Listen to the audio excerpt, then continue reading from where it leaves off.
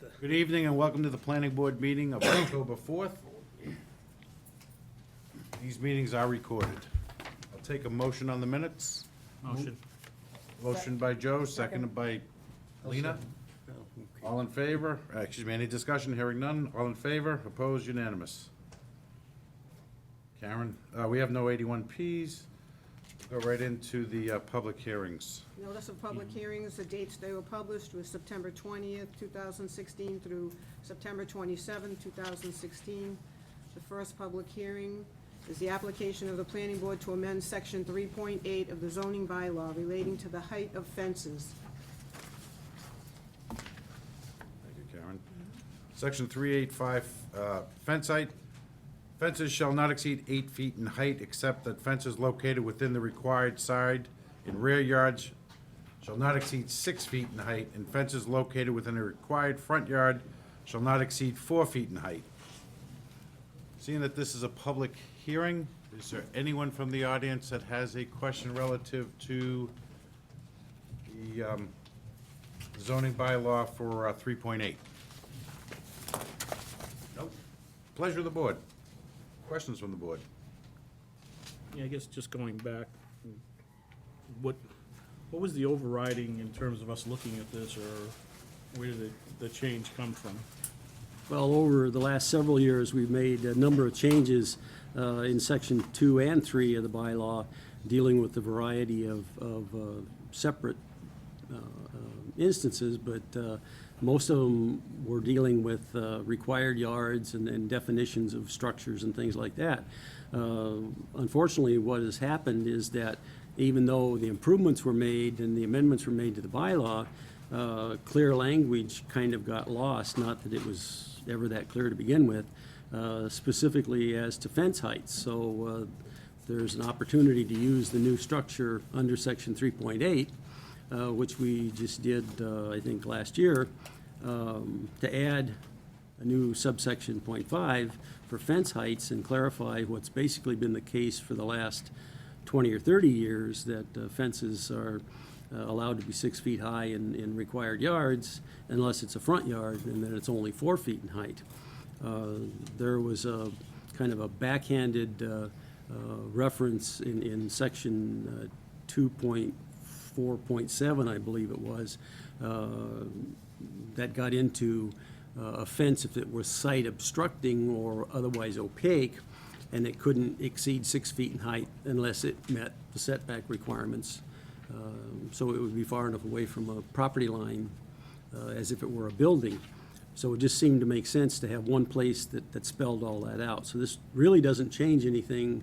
It basically just clarifies what's been the case all along. So we've been allowing the 8 foot in the setback areas for side and rear yard? Yeah, and it could actually, depending on what it is, obviously somebody can build a house that's clearly taller than 8 feet, then the 8 foot fence seemed to make sense. And obviously, if someone has a hardship, even right along a property line, they always have the opportunity to seek a variance from the ZBA. Right. Does that answer your question, Joe? Mm-hmm. Any other questions from the board? Pleasure of the board. Make a motion, we send a favorable recommendation to town meeting. Close the public hearing. Close the public hearing. Motion made by Joe to close the public hearing, second by John. Motion also made by Joe to pass the favorable to the town meeting. Seconded by John. Any other discussion? Hearing not. All in favor, opposed, unanimous. Thank you.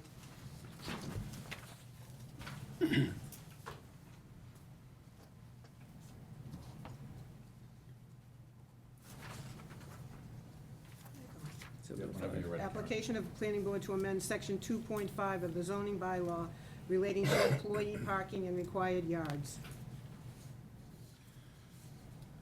By deleting the footnote designation D, as it was used within the table of section 2.5, intensity of use schedule, and in addition, by deleting from footnote D under section 2.5, intensity of use schedule, the words "no employee parking" to be located within the required yard area, and inserting in place thereof the following: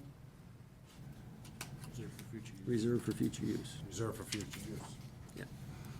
Seeing that this is a public meeting, is there anyone in the audience that would like to have any input relative to this article? Seeing none. Questions from the board? Yeah, if we could just run through, if Larry can just run through what the, Yeah, right now, the zoning bylaw does allow for customer parking, shall we say, in required yards. But this particular footnote says that you can't have employee parking in a required yard, which makes no sense because a car is a car.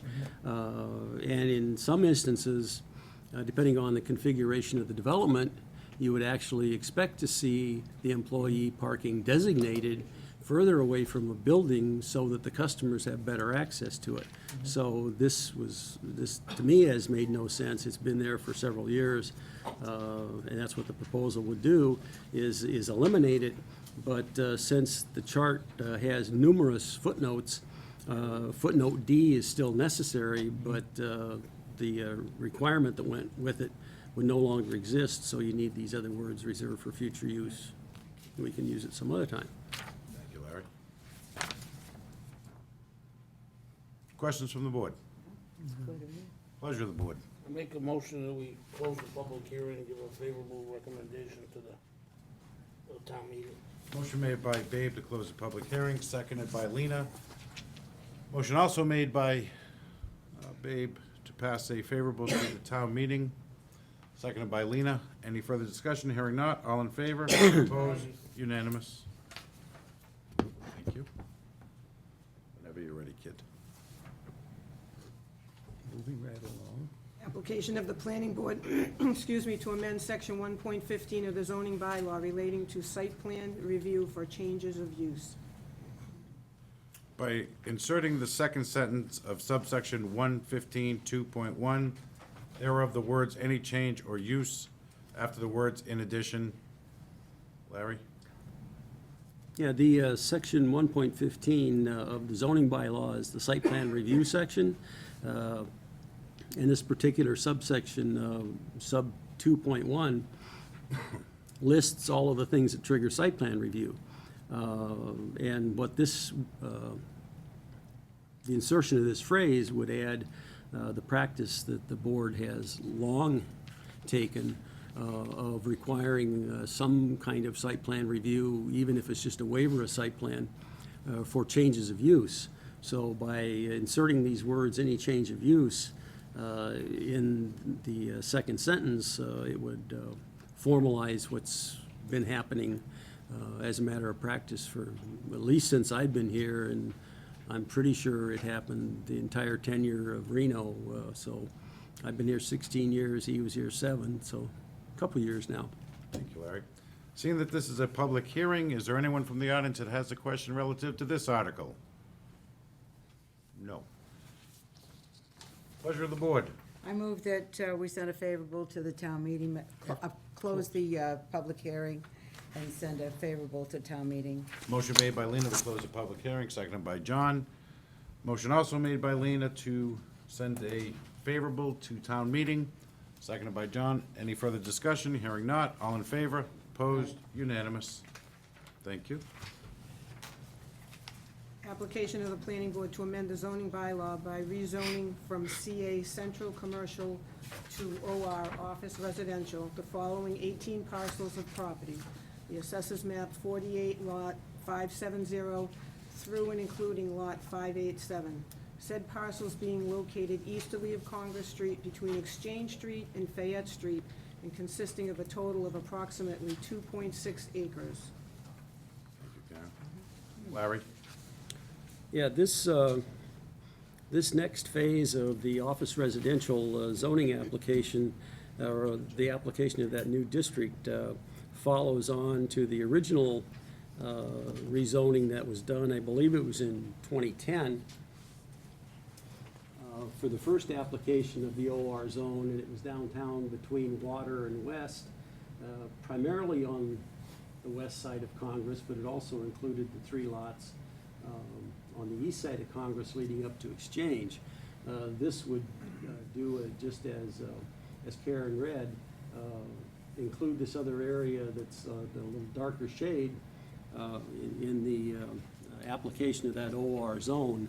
The idea generally was to kind of ring the downtown CA zone in many areas that are currently either CA or RA with this new office residential zone to more accurately reflect the uses that are there, and in some instances, by special permit, allow for adaptive reuse of some of the larger, older homes. Obviously, not all of them are larger, older homes. Some of them are just older homes, but the adaptive reuse theory is relying upon available off-street parking, and that's inspected, so to speak, and considered during the special permit hearing. The parcels here are virtually all residential, which currently are non-conforming because they're not allowed in the CA zone. Thank you, Larry. Seeing that this is a public hearing, is there anyone from the audience that has a question or comment relative to this town meeting article? Seeing none, pleasure of the board. Make a motion to close the public hearing and send a favorable recommendation to town meeting. I'll second. Motion by Joe to close the public hearing, seconded by John. Motion also by Joe to send a favorable to the town meeting, seconded by John. Any further discussion? Hearing not. All in favor, opposed, unanimous? We have a few minutes before the 7:20. I'm going to skip ahead and do the site plan waiver for 130 Cedar Street.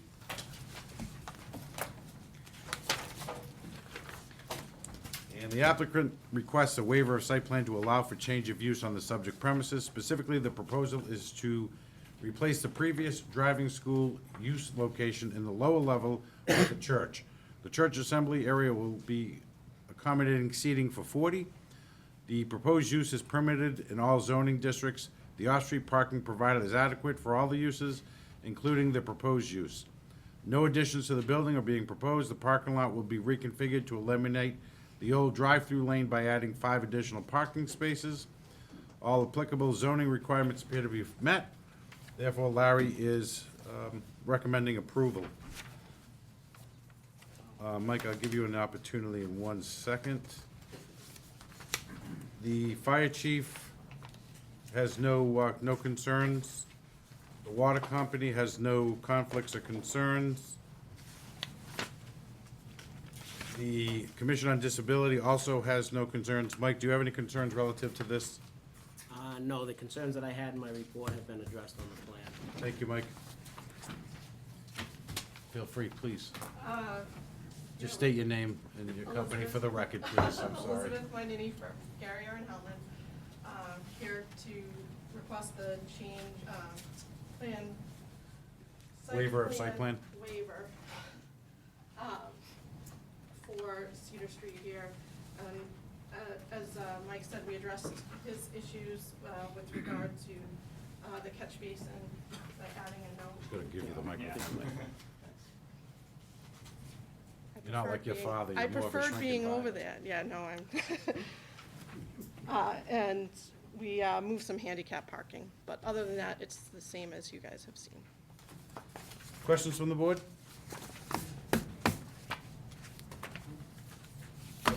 No, just looking, where are we exactly? What's, This is Cedar Street, Wendy's, and that's the other this side. is the old Cedar Street that goes between Wendy's okay. and, It's in the south lower level. Yeah, Wendy's is right aside him to I the turn the right. plan upside down, it'd be much more sense. Let's not get started. No, don't do that. Pleasure of the board? I move we grant the waiver. Motion by John, seconded by Lena, to allow for the waiver of site plan. Any further discussion? Hearing not. All in favor? Opposed? Unanimous. I didn't hear what you said. I didn't know. Oh, said aye. Okay.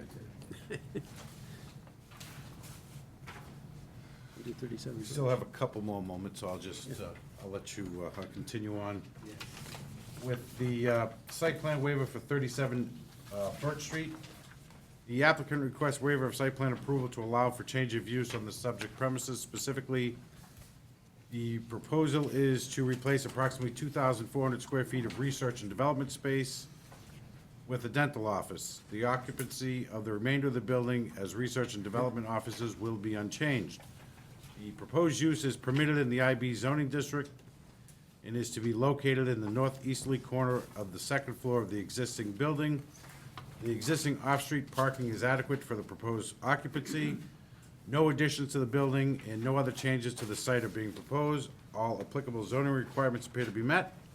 Therefore, Larry is recommending approval of the waiver of site.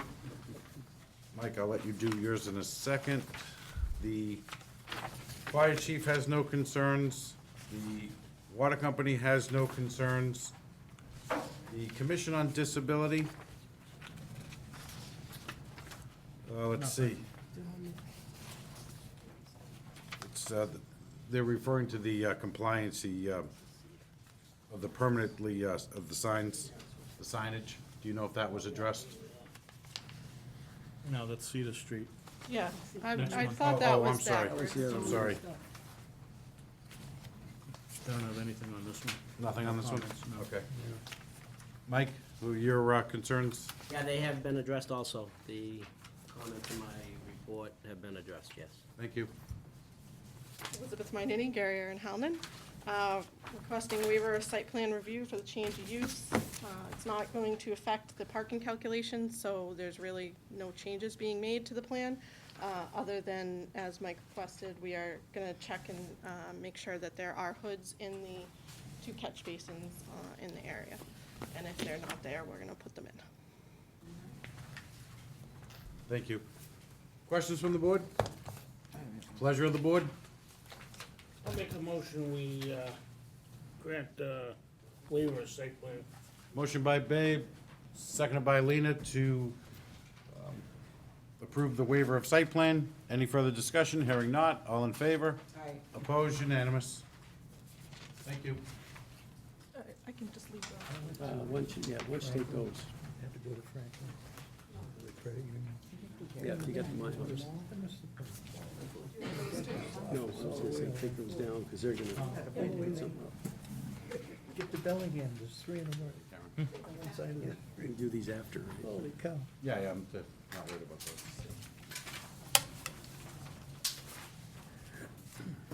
Application of the Gutierrez Company to amend section 2.3 use regulation schedule and article 4 definitions of the zoning bylaw relating to wholesaling uses within the BP business park zone.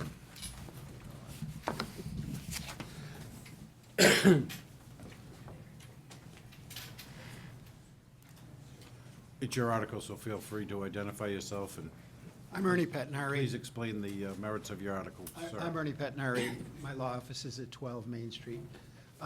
We've been here before, in front of you, ladies and gentlemen. To my immediate left is Ed Scioli of the Gutierrez Companies. Adjusting his easel is Chris Nowak of VHB, and behind me is Larry Cohen, who is the president of Restaurant Depot. As I mentioned, we've been here a few times before. I think everyone in the room is familiar with the general concept of what it is that we are proposing. And what, in general, we are proposing is to amend the business park zoning district to allow, by the issuance of a special permit by your board, the presence of a wholesaling with and without storage facility like Restaurant Depot in the Gutierrez Office Park, which is situated off of Cedar Street and Deer Streets in Milford. Again, just to hit some of the highlights and to refresh everyone's recollection, Gutierrez has been involved in the development of this property for almost 15 years. In 2002, it was rezoned to the business park zone. Since that time, Gutierrez has actively been marketing the property for tenants who would conform to the rigors of the business park zone, commercial office, research and development, et cetera. That has met with no success to date.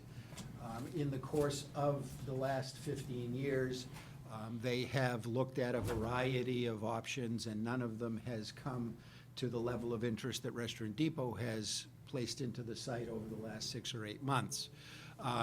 Shortly after New Year's this year, Restaurant Depot expressed a serious interest in the site, and upon inquiry and analysis, It was determined that inasmuch as the existing business park zone would not allow the Restaurant Depot into the site, that we would look at ways in which it might be amendable so as to facilitate that. In that time, we've learned a variety of things.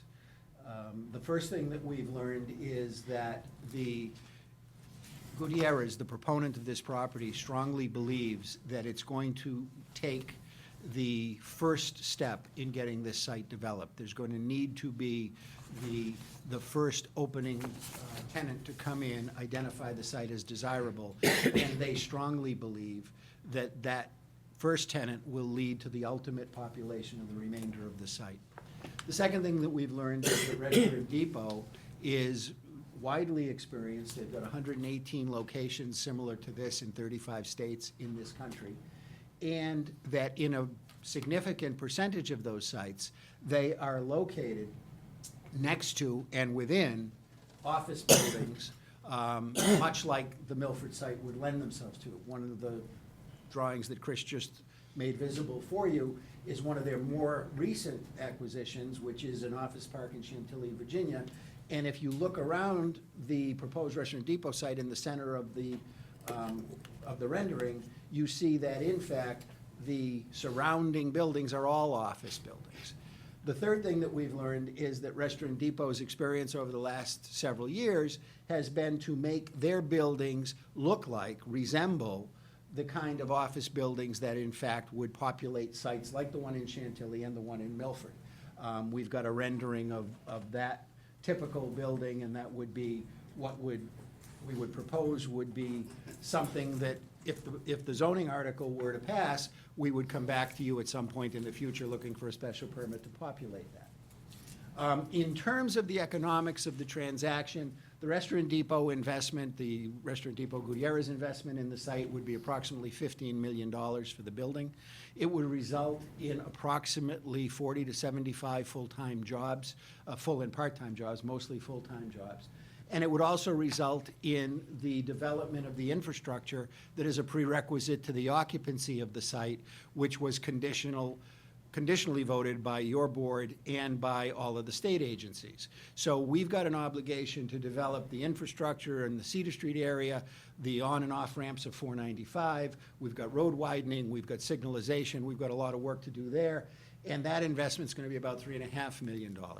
One of the things that I had mentioned in my remarks earlier was that the workforce necessary for the installation of that infrastructure would be about 100 people. And I had a conversation with Pat last week, and he quite correctly pointed out that the inference that I was drawing from that, the idea being that that would be new jobs, that might not be a fair inference. And I'm here tonight to say, and we acknowledge that. But what we're saying is that even if it were to hire a company who had those people working, it would bring $3.5 million worth of investment into the property and would in fact entail that kind of development that would result in the infrastructure being populated. The ultimate proof of what we think makes this work is that we believe that the development of the site for Restaurant Depot is consistent with everything that was originally proposed and passed by this board and by the town meeting in 2002 with the office park zone. We believe that it would result in the creation of a very, very state-of-the-art building that would contribute substantially to the tax base of the town of Milford and to the employment situation in the town of Milford. We believe that it would be in a location, and if Chris, you could just put that first rendering back up, it would be in a location at the beginning of the site in which it would be compatible with the ultimate population of the site with office buildings and the remainder of the site. We believe that the safeguards that Larry designed that are in the bylaw relative to the maximum density of the proposed warehouse use on any one of these sites are things that protect the town of Milford. And finally, we believe that the ultimate vesting of the power of approval in your board would ensure that it would never be a building and or a use that you could not live with. We're here to tell you that we honestly believe that the market model has changed. We honestly believe that there is going to have to be an adjustment of the kinds of uses that are possible for the Gutierrez company to get this thing jump-started. And we're here to tell you that we think we've got a viable candidate in the person of Mr. Cohen and Restaurant Depot, and we're hoping that you'll agree with that analysis. The gentlemen that are here, Ed can testify about the market experience, Chris can testify about any of the engineering, and Larry can testify about any of the Restaurant Depot business. But that's generally the sum and substance of my thoughts, and I offer them tonight for your consideration. Anyone else from your team care to speak before I open up to the audience? No? Okay. Seeing that this is a public meeting, is there anyone in the audience that would like to be heard on this article? Seeing none? Pleasure of the board. Comments from the board? Questions from the board? Ernie, I talked to you about the possibility of the subdivision of this site and the possibility that with a appropriate subdivision that you could end up with someone coming back and asking us for another site like this on this parcel. And that was something that I was worried about because I don't want to go down the path of having multiple ones in the location. I know we have the 25%, but I'm not sure that looking at it, that couldn't be divided and getting another 25% in another site. Is there any protection for that in the way the bylaws are written? When we had that conversation, Mr. Calagione, I thought about that. I had talked to Larry about that, and the sum and substance of what we believe to be the case is that, and again, I'm trying to keep it specific to this applicant. This applicant's ownership of the property would continue to control the percentage interest for so long as they retained an interest in the site. I think your point is well taken in the sense that if it was owned by several different people, or if, as we discussed that evening, if in fact there were several of these sites in the rest of town. But if in fact there's a maximum density of 10% of the warehouse on the site, 10 acres or 25% of the site, whichever is the less, on the Gutierrez site, I don't think that's a worry here, because we're gonna be at that number on this particular site. And the other sites in town, I don't think lend themselves to this kind of development, the other BP sites. That's my personal opinion. And the 25% was of the acreage of the contiguous BP zone. Right, Yeah. that's why, well, I don't know what the total zone was, and I can't figure out, whether that would allow for a subdivision of that site to provide for another. No, they wouldn't be able to, they could subdivide it, but that wouldn't change the 25% rule. Yeah. Yeah, in other words, again, we talked a little bit about this. If somebody didn't want a 140,000 square foot office building, and instead the idea was to split that and build a 60 and an 80, I think that's certainly within their rights. Yeah, no, I don't have a problem with But to come back with that. another application for Right, the no, no. warehouse, no. No, it doesn't, it wouldn't work on that bylaw. I think it's fine. The only other thing, I guess, looking through it real quick is, and again, we're dealing with this one, but when we define this site within the area in terms of the bylaw, how, is that defined in the bylaw, really? I mean, obviously, the building, the parking, but what defines how much of this site is part of the calculation, in other words, in terms of Well, the cap is set by the bylaw, but the special permit application will set the specific parcel. So that parcel would have to be less than 10 acres or less than 25% of the overall acreage, or both, actually. It's Yeah, I know, but I guess what I'm saying is I don't want to get into an argument with an applicant in terms of what we would consider the 10 acres, what you need to include in that 10 acres to do that. And I'm asking, is that defined anywhere? Not in this Specifically. amendment, but it would be based on the special permit application, which has to identify the parcel that it's located on and then the calculations would relate to the parcel. Yeah, not just the footprint. Yeah, no, I understand that. That's not what I'm worried about, or what I am talking about is somebody can add or not add areas such as access driveways or not, that function as multiple accesses, say it's not part of the site, but yet, in fact, if you don't have those, they need to be part of the site. And we get into we can get into a discussion as to whether that is part of the site or not. Excuse me, but on another site, is that what you mean? I'm talking outside of this, I'm talking about in general.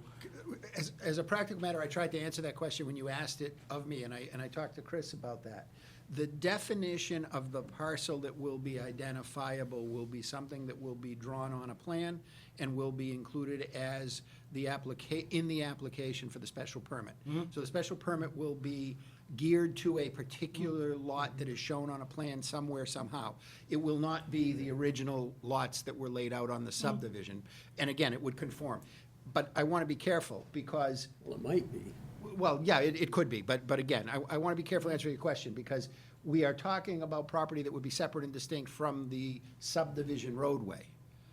And if, Yeah, the definitive plan sets out Deer Street and the extension of Deer Street as eventually becoming public streets. Yeah, I wasn't, So those I wouldn't wasn't be counted. thinking of it in this site. okay, that's. I'm that- thinking of it in talking general, generally speaking. when someone else comes to us and At a says, different okay, site here's the unrelated to site. this. Well, but it's possible for somebody to do a 4-acre site that's only occupying 10% of that particular contiguous BP zone, or business park zone, and then right next to it, have somebody else come in with a 5-acre site, and then adding their percentage, they're still under the 25% contiguous, they're still under the 10-acre in aggregate, and that's still within the bylaw. So then, in that instance, you have, it's unlikely because they're too small for these kinds of uses, but just in theory, you could have two smaller special permits side by side in a business park zone utilizing this section.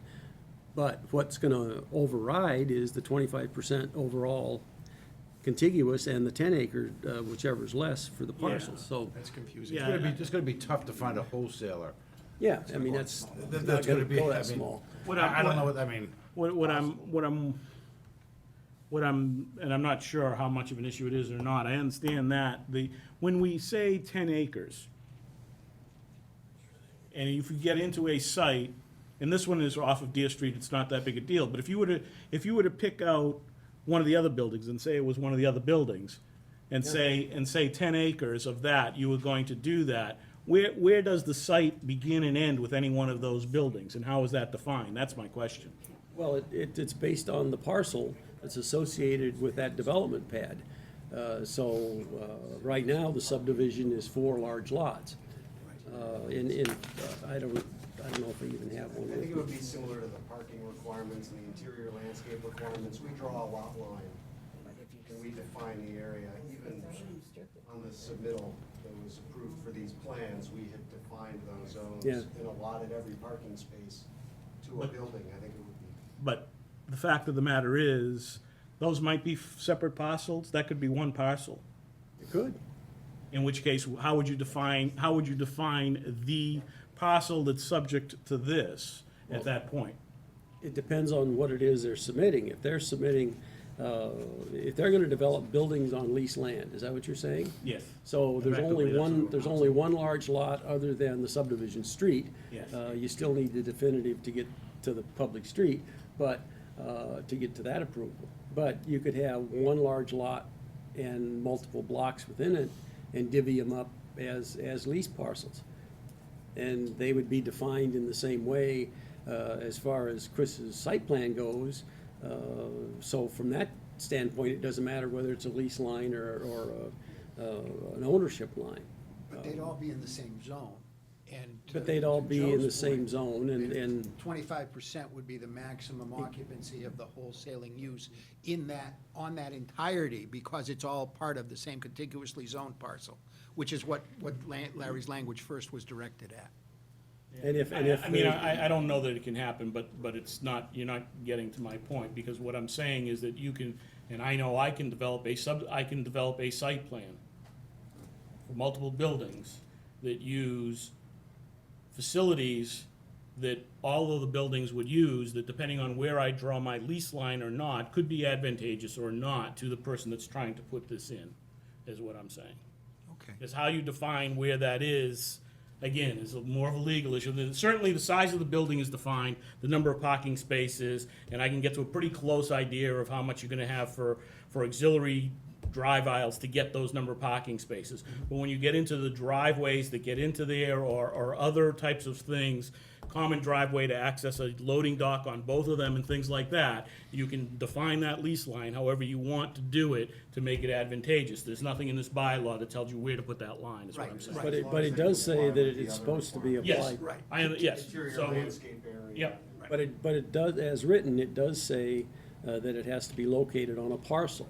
So the underlying assumption was that it would be subdivided, that you wouldn't be in a large lot, smaller area lease situation. You're not doing buildings on leased land the way this is If I written. understand what Joe's saying, I think I get what you're saying. Maybe this is gonna help.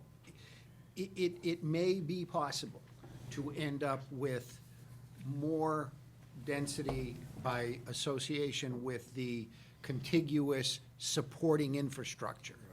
But it's not going to go to the it's not gonna get you to more than 20%. Excuse me, it's not gonna get you to more than 10 acres or 25% of the overall size of the existing parcel, under any circumstances.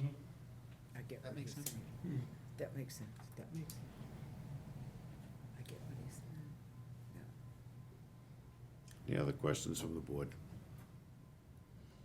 I move we close the public hearing and send a favorable report to the town meeting. Motion by John, close the public hearing, second by Babe, to, also motion by John to send a favorable to the town meeting, seconded by Babe. Any further discussion?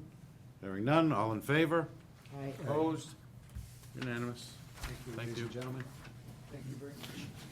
What's Chris's last name? What's Chris's last name? N-O-W-E. No, she's got it now. Karen's a recycler. Now that she's retired, she only cuts coupons. Business cards are useless to her now. They'll be blind. Okay, we have a ZBA special permit referral for 2 Highland Ave. The applicant requests a ZBA special permit to allow for the construction of an addition to the existing single-family dwelling on the subject non-conforming lot. The lot is non-conforming as to frontage on an improved street. The proposed addition will conform to all setback requirements. All other applicable zoning requirements appear to be met. Therefore, Larry is recommending favorable to the ZBA. For the record, sir, it's all yours. Thank you, Mr. Chairman. For the record, my name's John Fernandes. My law office is here in Milford at 12 Main Street. The petitioner, Michael, is with me, the owner of the property. He's owned the property since 2008, I think I said. Married with a 4-month-old? correct. 4-month-old. This is a, I think it's 29 by 30 ranch up off of Carroll Street on within a paper subdivision up there that this particular street is known as Highland. It actually is, has a paper street to its left, paper street to its right, paper street in the back. It's got paper streets all over the place. But what it lacks with all of those paper streets is actual frontage. So it's about 160 feet or so off of Carroll that leads to it. It's a big parcel of land. It's about an acre plus, I believe, of land. And what petitioner proposes to do is put an addition on, which will add living space, an extension of a kitchen, a master bed, and another bedroom, which would bring the total bedrooms on the site to 4. It has water and sewer, so that's not an issue to the site. And the driveway that comes off of Carroll to service this is more like a road as it is anyway. It's over 20 feet wide plus. I think it's closer to almost 25 or even 30 at points. And it comes right up and circles in. So for public safety purposes, there shouldn't be any problem. And the assessor's map shows a portion of this as a private way. not a public way, but about 14 to 15 feet of that is along this, but it's still not adequate to meet our requirements for an RA zone. So what we're seeking here is the permit to allow the construction of this addition, which will in all respects be within the side yard setbacks, coverage, and all of the requirements of the bylaws. It has to be a favorable consideration, and happy to answer any questions. Thank you. Questions from the board? Hearing not, pleasure of the board? Send a favorable report to the ZBA special permit. Actually, I just have one. Excuse me, let me just take the motion. Motion by Lena, seconded by John. Sure.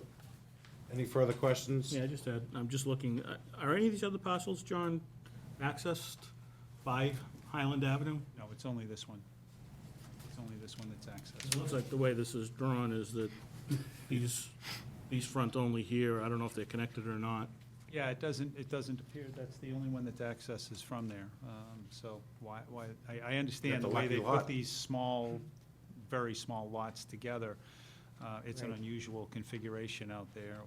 My only reason for asking it is if there was anybody trying to develop here or not. Part of this driveway appears to be actually in whether it's a right of way or whatever it is, that I would assume that if these were developed, that may end up being lost You mean which part may be lost? out of the driveway. Yeah, and if it was developed, then so be it. I mean, that's what would happen, is that Okay. somebody would have Yeah, I to just develop wanted it to make sure according that- to specs, and that would create now frontage that would allow the reconfiguration of the driveway in a more normal configuration. Yeah. Any additional questions? There's a motion and a second. No further discussion. All in favor? Opposed? Unanimous. May I just have you stop, please? Thank you. Thank you. Have a nice night. Good luck. We have a ZBA special permit referral for 3 Hillcrest Drive. The applicant requests a ZBA special permit to allow for a supplemental apartment within the existing single-family dwelling on the subject lot. The buyers wish to continue the use of the previous supplemental apartment within the residence. It is unclear when or if the sellers or prior owners ever obtained special permit approval for the unit. The house was built in the early 70s. The area proposed for the 2-story supplemental apartment appears to comply with the zoning requirements for such a use. However, how it is to be occupied and by whom are not specified in the application. Therefore, I recommend a favorable report be forwarded to the ZBA, only if it can be determined that the future occupancy of the supplemental unit meets the applicable zoning criteria. Is there anyone here for this one? No? Okay. Yeah, they ended up providing, finally, the plan, but they still didn't bother to clarify that, so I'm assuming they're gonna be able to do that at the ZBA. Okay. It appears Questions from the board? It appears to be an in-law apartment, so that's in-laws only. Well, as a supplemental apartment, that's all it can be. But Larry's not convinced. Yeah, without But that there was- information, But we don't know if the new owner is intending on renting it out, or if they actually. Granted, if it's an in-law. Yeah, No, but once the- we create it, I mean, to me, whether it had it before or not, it's. The new If it I wasn't said an legally- I said an if it wasn't unfavorable, legally unless, yeah, obtained. unless they say that it's an in-law, right? Well, it's my understanding that a relative is gonna be there, is gonna live there. Was it legally They just obtained? didn't bother to explain any of that in their application. But back So- in the 70s, was it legally obtained, do we know?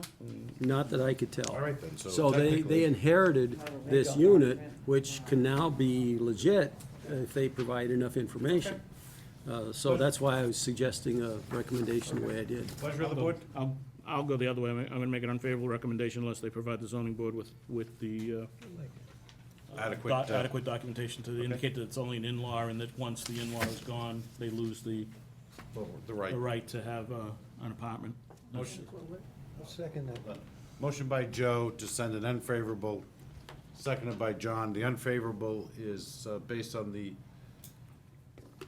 idea that unless they can prove to the zoning board That's that exactly what I a have. family member is living there I have an in-law. per the bylaw, and once that family member ceases I hang out. to reside there, that it resorts back to just a single-family home. Things are, all right.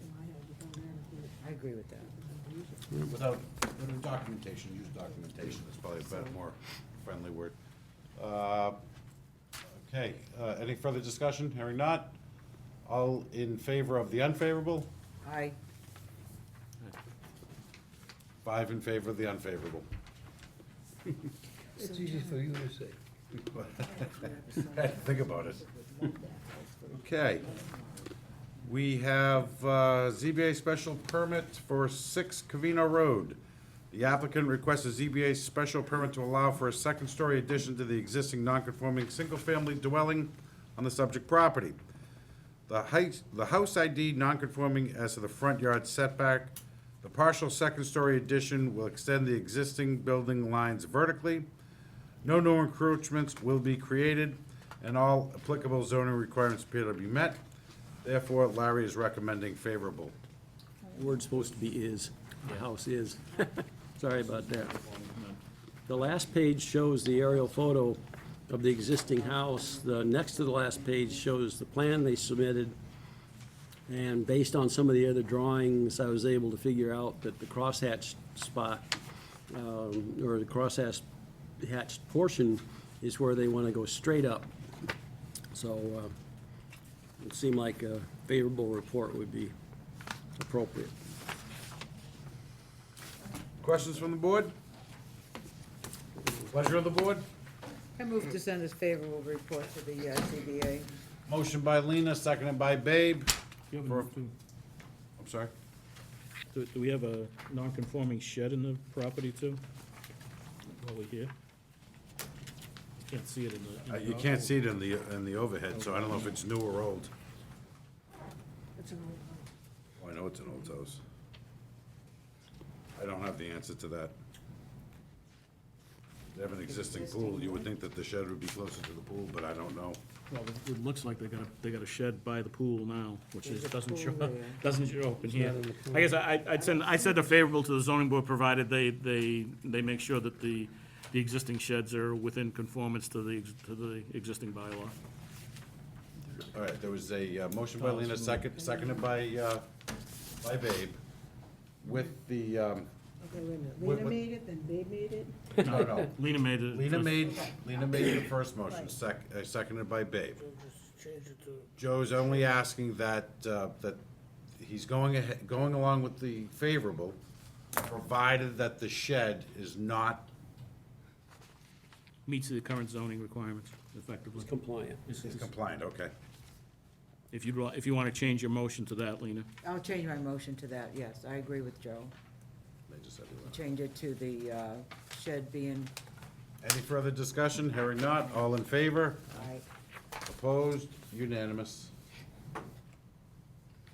this one, God. I need his- Good. And finally, we have a special permit referral for 111 Cedar Street. The applicant requests a special permit to establish an attendant service gasoline station, convenience store, and drive-through restaurant on the subject property. Attendant service gasoline stations are allowed by special permit in the IB zone.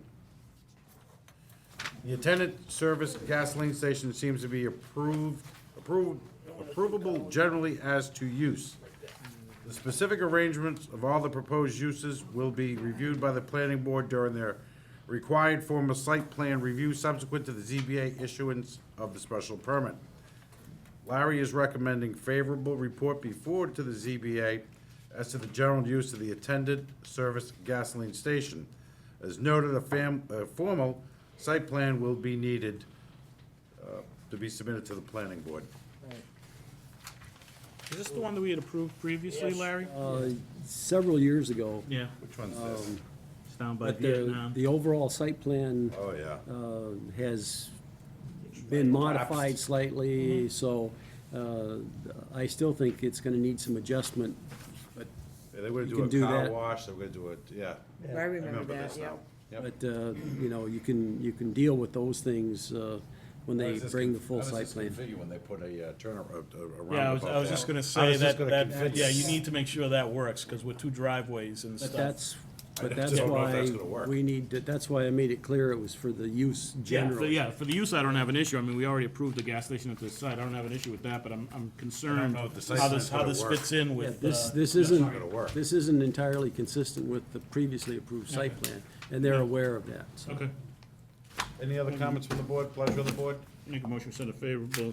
Motion by Joe, seconded by Babe, John, Babe. For a favorable, any further discussion? Hearing not, all in favor? Aye. Opposed, unanimous. Take a motion by Lena, second by John to Adjourn. adjourn. Thank you, and have a good night.